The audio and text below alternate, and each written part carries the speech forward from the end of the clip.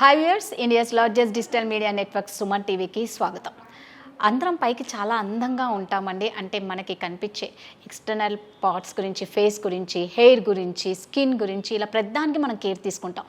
But మనకు intimate ఏరియాలో చాలా ప్రాబ్లమ్స్ ఉంటాయి. చాలామంది దాన్ని చెప్పుకోలేక సిగ్గుపడుతూ ఉంటారు. దానికి సంబంధించి చూసుకుంటే ఈ ప్రైవేట్ పార్ట్స్లో మనకి డ్రైనెస్ కానీ, ఇచ్చింగ్ కానీ, ఇన్ఫెక్షన్స్ చాలామందికి 70% అమ్మాయిలకి, ఆడవాళ్ళకి ఇలాంటి ప్రాబ్లమ్స్ ఎక్కువ ఉంటాయి. సో దీనికి సంబంధించి మనకి లాబియోప్లాస్టీ, లెజనోప్లాస్టీ ఇలాంటి ట్రీట్మెంట్స్ కూడా ఉంటాయన్నమాట.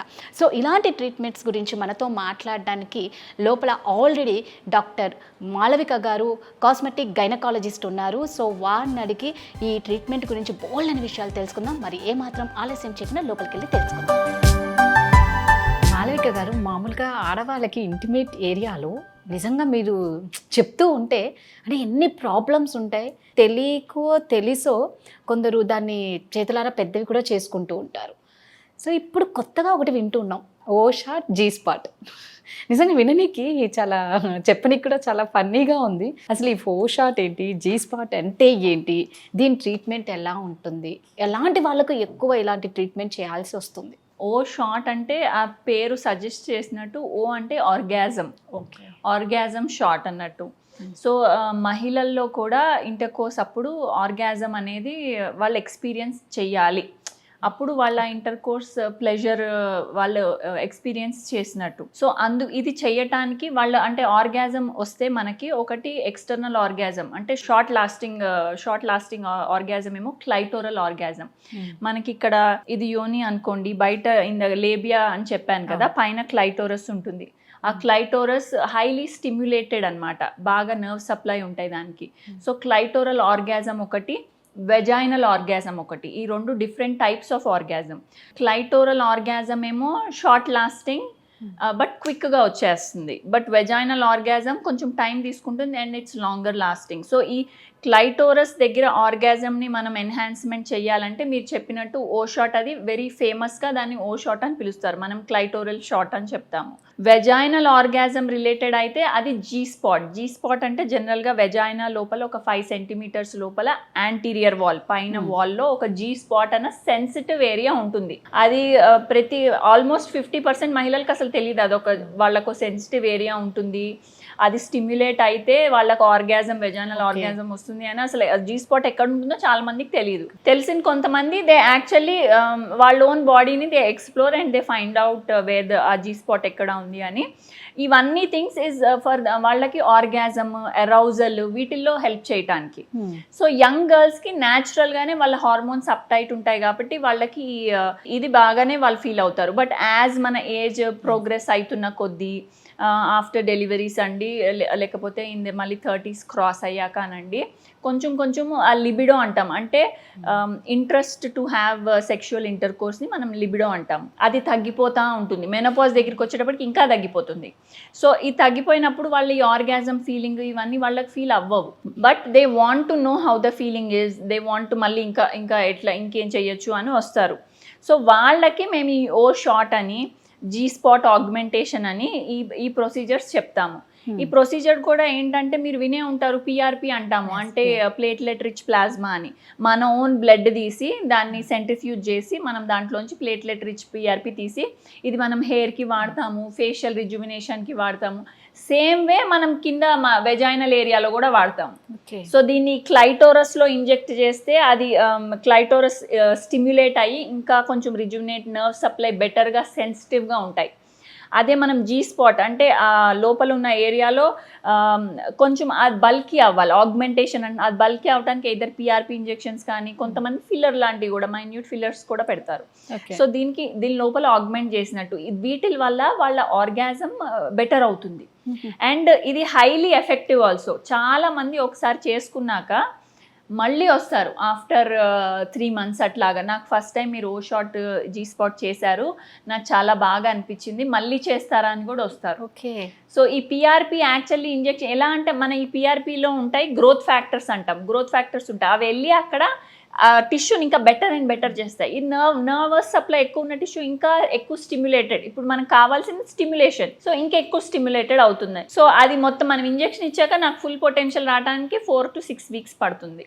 ఇమీడియట్ గానే they can feel it is better అని 4 to 6 weeks. అది నెమ్మదిగా వాడుతున్న కొద్దీ కొంచెం టేపర్ అయిపోతా 6 months, కొంతమందికి 1 year అట్లా స్లోగా తగ్గిపోతుంది. అయితే దే కమ్ అగైన్, మళ్ళీ వస్తారు మాకు, మళ్ళీ ఓ షాట్ చెయ్యరా, మళ్ళీ జీ స్పాట్ ఆగ్మెంటేషన్ చెయ్యరా. సో 3 months తర్వాత 3 months తర్వాత, కొంతమంది 6 months తర్వాత, 1 year 2 years, వాళ్ళ 2 years తర్వాత అయితే ఎఫెక్ట్ అసలు ఏమి ఉండదు. ఇంకా they have to come back again. అంటే దీనికి సిట్టింగ్స్ అంటూ ఏం లేదు, అది వాళ్ళ ఇష్టం. ఒకసారి చేయించుకుంటే మళ్ళీ వాళ్ళకి అవసరం కావాలి అనిపించినప్పుడు మళ్ళీ రావటమే నా దగ్గర. అండ్ ఇది జస్ట్ ఇదే, ఈ పిఆర్పి అనేది ఎక్కడ ఇచ్చిన బాడీలో ఆ టిష్యూని బెటర్ గానే చేస్తుంది. సో అందుకే మనం ఫేస్ కి సో క్లైటోరస్లు ఇవ్వచ్చు, ఈ జీ స్పాట్ అంటే ఆ వెజైనల్ వాల్ ఇవ్వచ్చు, మొత్తం వెజైనా అంతా కూడా ఇవ్వచ్చు. వెజైనా అంతా కొంచెం కొంచెం కొంచెం మనం పిఆర్పి ఇస్తే వెజైనా కూడా రిజువినేట్ అయిపోతుంది. అంటే ఇప్పుడు మనకి ఈ ఆర్గాజం ఇట్లా అన్నిట్లో లూబ్రికేషన్ కూడా ఇంపార్టెంట్. లూబ్రికేషన్ అంటే వెజైనా వెట్ గా ఉండాలి. సో అది ఎలా ఉండాలి, లోపల టిష్యూ హెల్దీగా ఉండాలి. సో ఆ ఫ్రిక్షన్ ఇంటర్ కోర్స్ టైంలో అవన్నీ సరిగ్గా ఉండాలంటే వెజైనల్ టిష్యూ టైట్, అంటే it should be rejuvenated, tight, collagen, elastin అవన్నీ బాగా ఉండాలి. సో దానికోసం we can give PRP all throughout the vagina. G spot ఏరియాలో ఇవ్వచ్చు, క్లైటోరస్లో ఇవ్వచ్చు. These are all orgasm shots. So అంటే ఇప్పుడు దీనికి అనెస్థీషియా ఉంటుంది? అస్సలు ఏమీ లేదండి. ఇది జస్ట్ మన బ్లడ్ ప్రిపరేషన్ టైం అంతా, బ్లడ్ తీసుకున్నామా ప్రాసెసింగ్ 1 గంట పోతుంది. ఇంజెక్షన్ కి just 1 minute. Only 1 minute? Yes, just 1 minute. Just అంతా రెడీగా ఉంటుంది. సిరంజ్, చిన్న ఇన్సులిన్ సిరంజెస్ లో ఇచ్చేస్తాం. ఇన్సులిన్ సిరంజెస్ అంటే వాళ్ళు జనరల్లీ డయాబెటీస్ వాళ్ళు షార్ట్స్ కూడా తీసుకుంటారు. అంత చిన్నది ఉంటుంది, అది క్లైటోరస్ లో ఇచ్చేస్తాము. ఎవరికన్నా కొంచెం సెన్సిటివ్ అనిపిస్తే స్ప్రేస్ లాంటివి ఉంటాయి, లోకల్ స్ప్రేస్. బట్ నా పేషెంట్స్ చాలా మంది అసలు ఏమీ లేదు, డైరెక్ట్ ఇచ్చేసినప్పుడు దే వెల్ టాలరేట్. అంటే ఇప్పుడు ఇది చేయించుకోవాలంటే మనం ఇంటిమేట్ ఏరియాలో చేయించుకోవాలన్నా పీరియడ్స్ తర్వాతే రావాలి. దీనికి మరీ తర్వాత ఇమ్మీడియట్ గా అవసరం లేదు, ఎందుకంటే మనం సర్జరీ లాంటిది ఏం చెయ్యట్లేదుగా. సో పీరియడ్స్ కి 1 week ముందు వచ్చినా పర్వాలేదు. మరి ఇంకా రేపు పీరియడ్స్ అంటే ఈ రోజు చెయ్యను, ఇప్పుడు ఇంజెక్ట్ చేస్తున్నాను. అట్లీస్ట్ 48 hours ముందు వచ్చినా ఐఎమ్ ఫైన్. 48 hours ముందు వచ్చినా చాలు, పర్వాలేదు. ఎందుకంటే నేను ఇంజెక్ట్ క్లైటోరల్ టిష్యూ లోపల చేసేస్తా. మనకు పీరియడ్ అనేది గర్భసంచి లోపల నుంచి వస్తుంది. సో నేను చేసే ఇంజెక్షన్ దాంట్లో ఏమి ఇబ్బంది పెట్టదు. తర్వాత మరి ఇది చేయించుకున్న తర్వాత మళ్ళీ వాళ్ళు ఎలాంటి జాగ్రత్తలు తీసుకోవాలి అంటారు? అంటే లైక్ హస్బెండ్ వైఫ్ సెక్సువల్గా కూడా అంటే ఎలా ఉండాలి, దానికి ఎంత టైం ఉంటుంది? డౌన్ టైం అసలు ఏం లేదండి. సో ఇప్పుడు ఇంజెక్షన్ చేసేస్తే that same day they can be sexually active. Absolutely no downtime. Because నేను ఎక్కడ ఏమీ సర్జరీ లాగా ఏం చేయలే. ఉన్న ప్రిక్ కూడా ఇంజెక్షన్ లాంటి సన్న ప్రిక్, లైక్ సో మనం ఇక్కడ మజిల్ దగ్గర షార్ట్స్ తీసుకుంటాం, అట్లా దానికంటే ఇంకా చిన్న నీడిల్తో ప్రిక్ చేస్తాము. So it is just a prick కాబట్టి అస్సలేం లేదు. ఇన్ఫ్యాక్ట్ ఆ ఉమెన్ ఏమన్నా సెన్సిటివ్ గా ఫీల్ అయితే ఆ ఒక్క రోజు మేబీ వదిలేస్తే దట్ ఈస్ ఇనఫ్. దీనికి మామూలుగా ఎంత 5 minutes 10 minutes లో అయిపోతుందేమో, అంతే. ఇంజెక్షన్ అనేది ఏం లేదు, జస్ట్ ఇంజెక్ట్ చేయటం. మేము అన్ని రెడీగా ముందే పెట్టేసుకుంటాం కాబట్టి అది 1/2 hour పడుతుంది. సెంట్రిఫ్యూజ్ అన్ని అవ్వటానికి రెడీగా పెట్టుకుని పొజిషన్ అంతా ఇంజెక్ట్ చేయడానికి జస్ట్ 1 minute to 5 minutes. నిజంగా మాళవిక గారు, ట్రీట్మెంట్ ఇన్ని ఉంటాయా అని, అంటే నెట్వర్క్ ఎంత మనం ఫాస్ట్ జనరేషన్లో ఉన్నామో అన్ని ఫాస్ట్గానే మనకి అన్ని మన చేతికి వస్తున్నాయి. బట్ దాన్ని తీసుకోవడంలోనే ఉంటుంది. సరే, ఇప్పుడు మరి ఏ ఏజ్ వాళ్ళు ఎక్కువగా మీ దగ్గరకు వస్తారు? దీనికి కూడా ఏమైనా ఏజ్ లిమిట్ ఉంటుందా? అన్నిటికీ మించి ఇది ఎంతవరకు సేఫ్? అండ్ బికాస్ చాలా సెన్సిటివ్ ప్లేస్ కదా ఇంటిమేట్ ఏరియా, ఎంతవరకు సేఫ్ అంటారు? ఇది first of all age group అనేది 25 years తర్వాత ఎవరన్నా రావచ్చు. యంగ్ క్లయింట్స్ జనరల్గా రారు, ఎందుకంటే వాళ్ళకు ఆర్గాజం అన్ని బెటర్గా ఉంటాయి కాబట్టి. ఎక్కువ మంది 30 తర్వాతనే చూస్తాను నేను. బట్ ఆఫ్టర్ 25 ఎవరికన్నా ఎర్లీ మ్యారేజెస్, ఎర్లీ డెలివరీలు అయిపోతే 25 నుంచే మనం చూడొచ్చు. And menopausal age group, around menopausal అసలు 35 నుంచి 50 వరకు సెక్షువల్లీ యాక్టివ్ ఉమెన్ ఎక్కువ వస్తారు. ఎందుకంటే వాళ్ళ హార్మోన్స్ కూడా తగ్గిపోతూ ఉంటాయి. సో లిబిడో అంటాం, సెక్షువల్ ఇంటర్ కోర్స్ చేయాలి అన్న కోరిక తక్కువ అయిపోతూ ఉంటుంది. సో అందుకని ఆర్గాజం కూడా తక్కువ అవుతూ ఉంటుంది. వాళ్ళు ఎక్కువ వస్తారు. అండ్ వాళ్ళు ఈ షార్ట్స్ చేయించుకున్నాక వాళ్ళు they can see the difference, వాళ్ళకే బాగా బెటర్గా అనిపిస్తుంది. అండ్ ఇప్పుడు నేను మీకు చెప్పినట్టు సెక్షువల్ హెల్త్ మీద ఈ మధ్యన అవేర్నెస్ చాలా పెరిగింది, దాని ఇంపార్టెన్స్ అందరికీ తెలుస్తుంది. సో దాని మీద దే ఆర్ వర్కింగ్. అంటే జనరల్ హెల్త్ లాగా కాదు, జస్ట్ నాకేమన్నా ఇబ్బంది ఉందా దానికి సర్జరీ చేశానా కాదు, ఓవరాల్ వెల్ బీయింగ్ మీద అందరూ ఒక స్టెప్ తీసుకుంటున్నారు. సో అందుకనే సెక్షువల్ హెల్త్ మీద కూడా ఇంపార్టెన్స్ వచ్చి ఇలాంటివి చేసుకుంటున్నారు. And these are very safe because PRP అనేది మన ఓన్ బ్లడ్, మన ఓన్ బ్లడ్ తీసి ప్రాసెస్ చేసి అది ఇంజెక్ట్ చేస్తున్నాం. సో ఇంకా నేను టిష్యూని బెటర్ చేస్తున్నాను.